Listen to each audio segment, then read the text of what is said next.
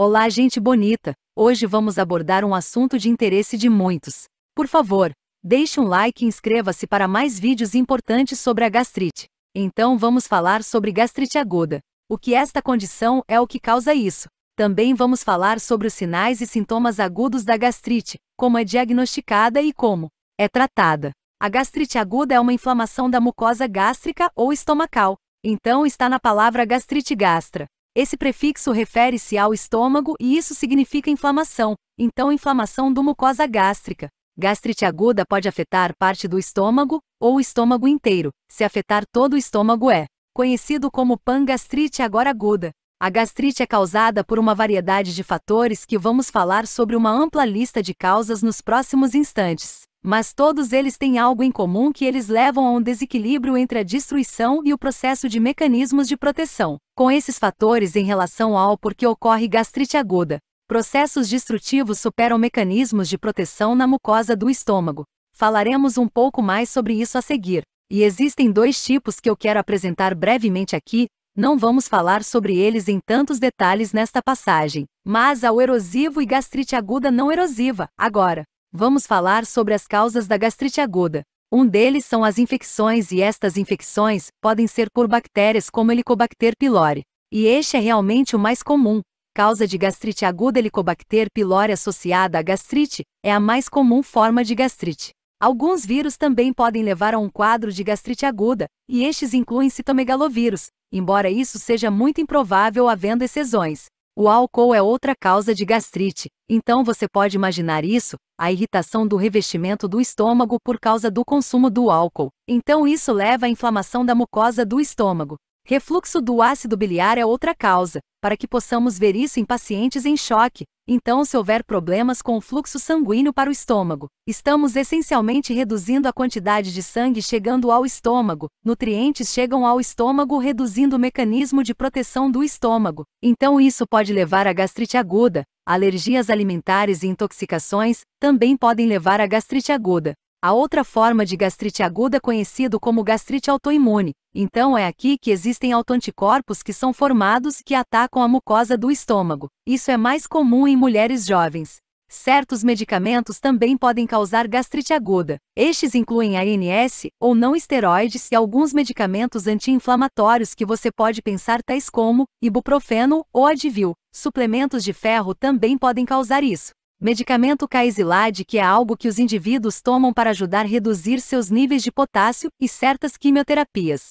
A doença do refluxo gastroesofágico também pode levar a algumas gastrites também e depois certas lesões e doenças, assim quaisquer lesões ou doenças podem levar a gastrite. Agora é importante notar que alguns pacientes com gastrite aguda podem ser assintomática, então alguns pacientes com gastrite não erosiva podem não ter sintomas. Podemos ver isso em alguns casos de gastrite por H. pylori. Então no cenário agudo H. pylori a gastrite pode não ter nenhum sintoma. Mas quando há sintomas, muitas vezes vemos sintomas como dispepsia, que é uma sensação de queimação corrosiva no epigástrico, de modo que a área epigástrica é a área no meio do estômago acima da barriga, botão, ou acima do embólico para que seja a área epigástrica. Para que possamos ter dispepsia, ou sensação de indigestão, também podemos ter dor epigástrica. Então podem ter uma dor mais evidente nessa mesma área. Também pode haver náuseas e vômitos em gastrite aguda. Redução ou perda de apetite, inchaço e arrotando.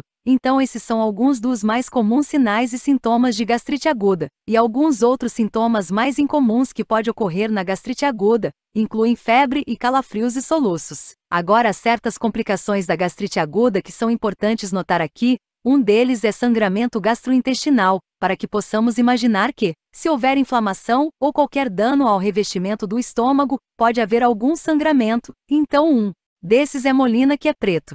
Fezes de alcatrão, hematoquesia, que é sangue vermelho brilhante em seu banquinho, ou hematêmese, que está vomitando sangue. Então, em relação ao porquê de cada um desses acontece. Com molina, isso é sangue digerido. Se há um sangramento muito lento da gastrite aguda, isso pode dar tempo ao corpo para digerir esse sangue e produzir um alcatrão preto e mal cheiroso. No que diz respeito à hematofisia, este é um vermelho brilhante nas fezes. Isso é mais provável de ocorrer se for muito rápido o sangramento rápido da gastrite aguda.